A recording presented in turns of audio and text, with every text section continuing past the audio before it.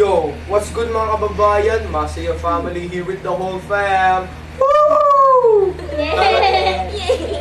Hey, bago tayo magsimula, welcome natin bros ang Cousin Noliora. Galing from a different group, welcome to the Masaya family man. Let us begin our reaction video. This time, 31 to 45 tayo fam. Let's begin.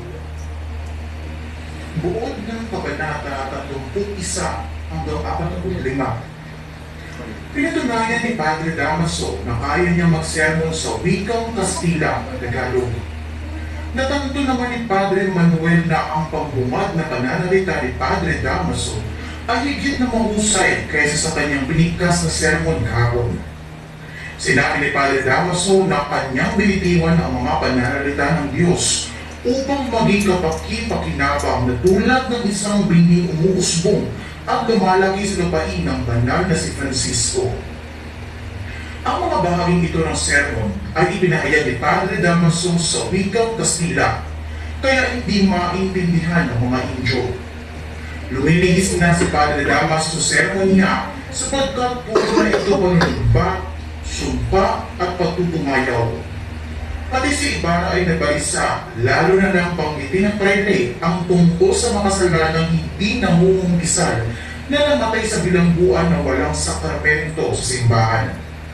Alam ni Ibarra na siya ang pinapaninggan ng prayle, kaya nagsawalang kiko na lamang siya habang isinasagawa ang misa. Isang lalaki ang lumapit kay Ibarra at nagbabala tungkol sa gagawing pagdiriwang sa paaralan. Nakilala ni Ibarra si Elias na kaagad na umalis. Nang sumunod na araw ay ipinakita ng taong dilaw kay Noon Juan ang paggamit ng pag-ubos bago ganapin ang pagpapasinaya sa paaralan ni Ibarra. Ipinagmalaki ng taong dilaw na ang ganitong paraan ay natutunan niya mismo sa dulo ni Ibarra na si Don Saturnino. Hinangalit rin Noon Juan at pinuri ng mga tao sa paligid. Sinimulan ni Padre Salve ang seremonya at nagsibabaan ang lahat ng importanteng tao upang sumaksi. Isa sa mga taong naroon sa okasyon ay si Elias na hindi nawawala ang tingin sa taong dilaw. Eksaktong pagbaba ni Ibarra ay humulagpos ang lubig mula sa kalo at kasabay nito ay ang pagkagiba ng balangkas.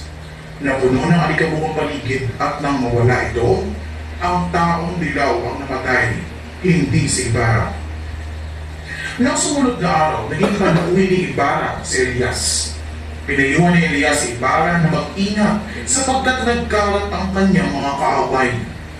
Sinabi rin ni Elias ang pagkatuklas niya sa balak ng taong dilaw na patayin si Ibarra sa araw ng pagpapasinaya sa kanyang bahay paaralan.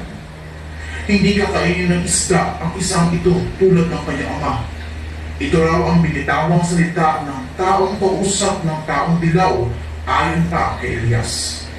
Nahinayang naman si Ibarra sa pagkamatay ng taong dilaw sapagkat marami pa sana siyang maaaring matuklasan mula nito.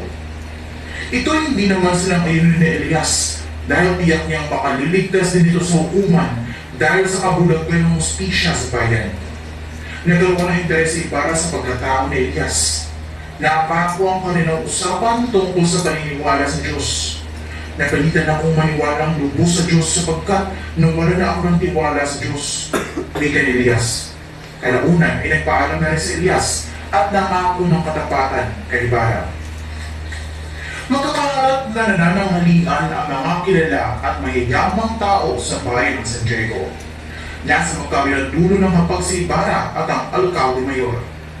Katabi naman ni Ibarra sa gawing kanan si Maria Clara. Nagtaka ang karamihan sapagkat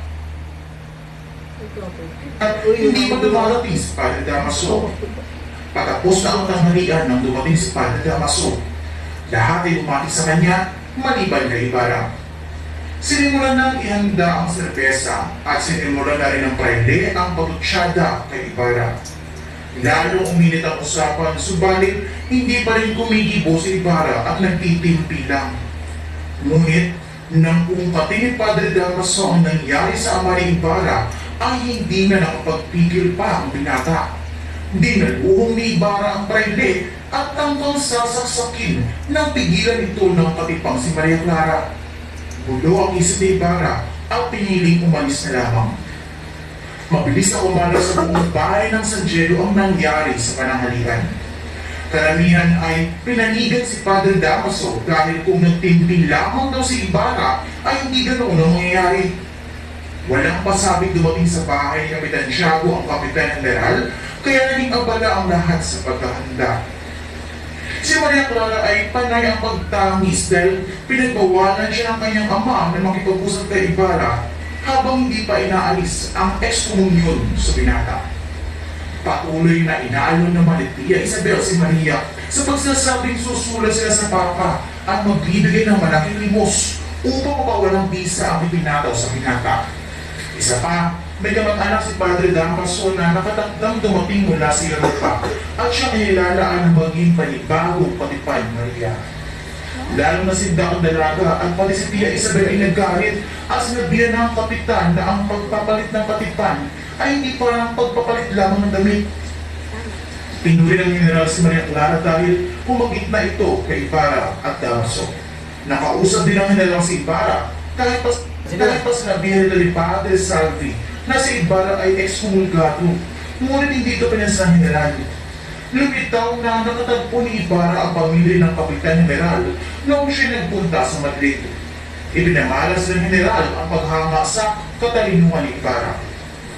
Ang mga paputok at sunod-sunod na magtunog ng mga kampana ay hudyat ng pagsisimula ng posisyon.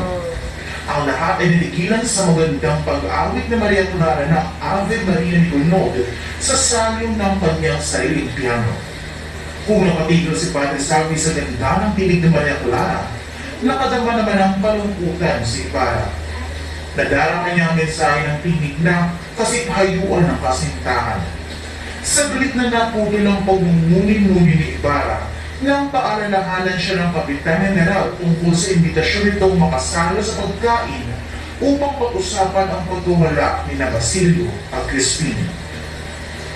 Sa pagdaan ng presisyon, tangi ang tinitirahan lang Alperes at ni Doña Consolacion ang nakasara ang bitana.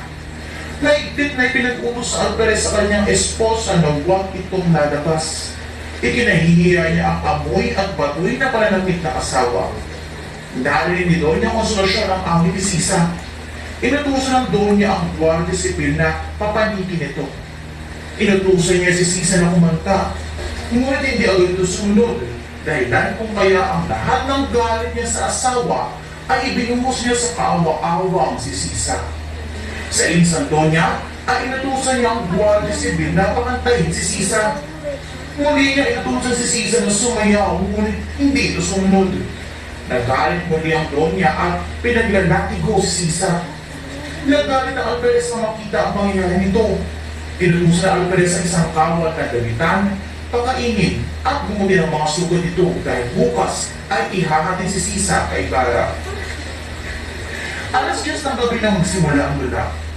Pinamumunuan ni Don Filipo ang dula dahil abala sa pagsusugal ang alkalde ng mga gabi yun. Nasa ikalawang bahagi na ng dula nung dumating si Crisostong Ibarra at agad na tumapi kay Maria Clara.